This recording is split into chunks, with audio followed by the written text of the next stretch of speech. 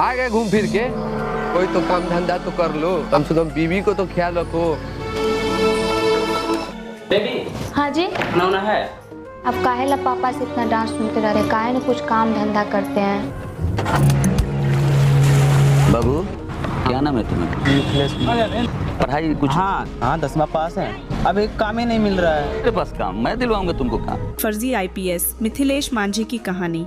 जमुई बिहार का मिथिलेश मांझी एक साधारण युवक था, लेकिन अपने जीवन को बेहतर बनाने की चाहत में उसने गलत रास्ता चुना। एक दिन जब वह अपने जीवन की मुश्किलों से गुजर रहा था, उसकी मुलाकात मनोज सिंह से हुई। मनोज ने उसे आईपीएस बनने का सपना दिखाया और कहा कि इसके लिए उसे 2 लाख रुपए देने होंगे।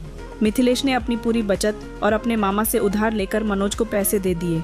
जब उसे नकली आईपीएस की वर्दी और पिस्टल मिली तो उसने सोचा कि अब उसकी ज़िंदगी बदल जाएगी। गांव में वह वर्दी पहनकर घूमने लगा, लोगों से बात करने लगा और खुद को एक आईपीएस अधिकारी के रूप में प्रस्तुत करने लगा। गांव वाले उसकी बातों पर विश्वास करने लगे। कुछ लोग उसे आदर देने लगे, जबकि अन्य उसकी ताकत से डरने लगे। वह सोचने लगा कि अब उसे सबकी नज़रों में एक सम्मानित व्यक्ति के रूप में देखा जाएगा। लेकिन मिथिलेश की फर्जी पहचान ज्यादा दिनों तक नहीं चल सकी। एक दिन जब वह गांव में अपने फर्जी पहचान के साथ घूम रहा था, उसे असली पुलिस ने पकड़ लिया। पुलिस ने उसे थाने बुलाया और जब उससे पूछताछ की तो उसने अपनी सारी कहानी बयां कर दी। उसने बताया कि कैसे मनोज सिंह ने उसे ठगा और वह फर्जी आईपीएस बना। पुलिस की जांच में पता चला कि मिथिलेश की सारी बातें झूठी थीं। मनोज का कोई पता नहीं चला और उसे अपनी गलतियों का एहसास हुआ। वह सोचने लगा, क्या मैं सच में इतना कमजोर था कि मुझे एक झूठ के सहारे जीना पड़ा। उसे अपने किए पर पछतावा हुआ और उसकी आंखों में आंसू आ गए। वह सोचने लगा कि अगर उसने मेहनत की होती तो शायद वह सच में एक आईपीएस बन सकता था। फिर भी मिथिलेश ने अपनी गलतियों से सीख ली।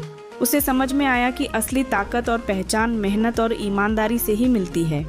उसने अपनी कहानी को एक फिल्म में बदलने का निर्णय लिया, जिससे लोग उसके अनुभवों से सीख सकें।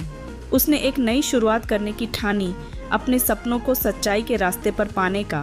फिल्म फर्जी आईपीएस का यूट्यूब पर रिलीज हुआ और उसे ज़बरदस्त रिस्पॉन्स मिला। मिथिलेश अब लोगों को यह सिखाना चाहता था कि झूठ और धोखाधड़ी से कुछ हासिल नहीं होता, बल्कि सच्चाई से ही सफलता मिलती है। यह कहानी हमें यह सिखाती है कि धोखाधड़ी और फर्जी पहचान से कुछ हासिल नहीं होता। असली पहचान और सफलता मेहनत और ईमानदारी से ही मिलती है। मिथिलेश की कहानी एक चेतावनी है कि सच्चाई हमेशा सामने आती है और जीवन में जो भी करें ईमानदारी से करें। जीवन में वास्तविकता को स्वीकार कर हम खुद को और दूसरों को बेहतर बना सकते हैं।